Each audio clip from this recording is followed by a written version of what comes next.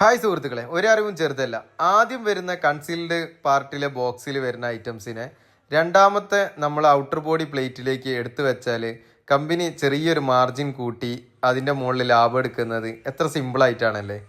അപ്പോൾ നമ്മൾക്ക് ആദ്യം നമ്മൾ സെറ്റ് ചെയ്തത് ഒരു 3 വർഷം മുമ്പ് നമ്മൾ സെറ്റ് ചെയ്ത സ്ഥലത്ത് ഇതുപോലെ മൊത്തം അതിൻ്റെ കൂടെ ഒരു സെറ്റിങ്ങിൻ്റെ കൂടെ തന്നെ ഉണ്ടായിരുന്നു. കൺസീൽഡ് പാർട്ട് ചെയ്ത സമയത്ത് ഇതുപോലെ അതിൻ്റെ കപ്പ് കാര്യങ്ങളൊക്കെ അതിൻ്റെ കൂടെ തന്നെ ഉണ്ട്. ഇപ്പോൾ ചെയ്യുന്നത് ഇതുപോലെയാണ്. അപ്പോൾ നമ്മൾ പുതിയ ഒരു മൊത്തം ഔട്ടർ ബോഡി എടുക്കുമ്പോൾ ഇതുപോലെ നമ്മൾ സെറ്റ് ചെയ്യണം. അപ്പോൾ ഈ ഒരു ചെറിയൊരു മാർജിൻ അവർ കൂട്ടി, ഐറ്റംസ് ഒന്നും മാറ്റം വരുത്തുന്നില്ല. പാക്കിങ്ങിൽ ആദ്യം ഉള്ളതെന്ന് ഒരു ഐറ്റംസിന് മാത്രമാണ് രണ്ടാമത്തെ ബോക്സിൽ എടുത്തു വെച്ചിട്ടാണ് ആ മാർജിൻ ചെറിയ തോതിൽ അവർ വർദ്ധിപ്പിച്ച്. എത്ര സിമ്പിളായിട്ടില്ലേ നമ്മളെയൊക്കെ പറ്റിച്ച അവർ.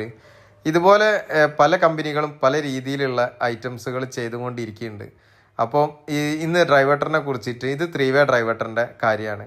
അപ്പോൾ ഇത് ചെയ്യേണ്ട ആളുകളെന്ന് പറഞ്ഞിട്ടുണ്ടെങ്കിൽ, ഒന്ന് നിങ്ങൾക്ക് ഹാൻഡ് ഷവർ നിങ്ങൾക്ക് നിർബന്ധമാണ് എന്നുണ്ടെങ്കിൽ നിങ്ങൾക്ക് ഇത് ചെയ്യുക. 3-വേ ഡ്രൈവേറ്റർ ഒരു ഓപ്ഷനാണ്.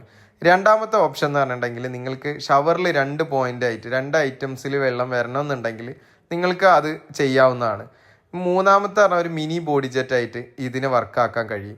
അപ്പോൾ ആ ആളുകൾക്കും ഈ ഒരു 3-വേ ഡ്രൈവേറ്റർ വെക്കുക. അല്ലാത്ത ആളുകൾ സാധാ ഡ്രൈവേറ്റർ വെക്കുന്നതാണ് അവർക്ക് ലാഭം. പിന്നെ 3-വേ ഡ്രൈവേറ്റർ സെറ്റ് ചെയ്യുമ്പോൾ ഒരു നോബുള്ള ടൈപ്പ് എടുക്കുന്നതാണ്, ലിവറോ നോബോ ഒക്കെ ഉള്ള ടൈപ്പ് എടുക്കുന്നതാണ് നല്ലത്. കാരണം ഏത് പോയിന്റിലാണ് ഇത് വെള്ളം ഓണായി നിൽക്കുന്നതെന്ന് നിങ്ങൾക്ക് പെട്ടെന്ന് തന്നെ മനസ്സിലാക്കാൻ കഴിയും. പ്ലെയിൻ ആയിട്ടുള്ള ടൈപ്പ് എടുക്കാതിരിക്കുന്നതാണ് ഏറ്റവും നല്ലത്. അപ്പോൾ ഒരറിവും ചെറുതല്ല.